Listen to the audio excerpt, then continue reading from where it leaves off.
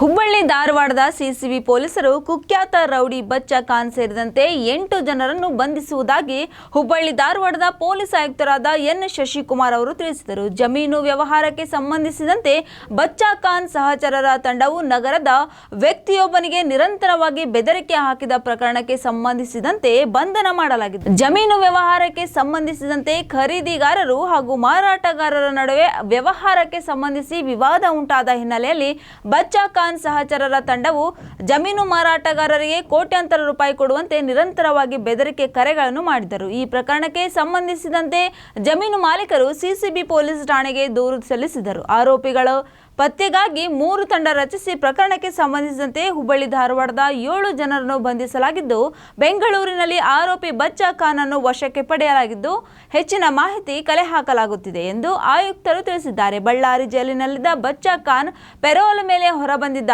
ಆತನನ್ನು ಬೆಂಗಳೂರಿನಲ್ಲಿ ಬಂಧಿಸಿ ಕರೆತರಲಾಗಿದ್ದು ತನಿಖೆ ಮುಂದುವರಿದಿದೆ ಎಂದು ಅವರು ತಿಳಿಸಿದ್ದಾರೆ.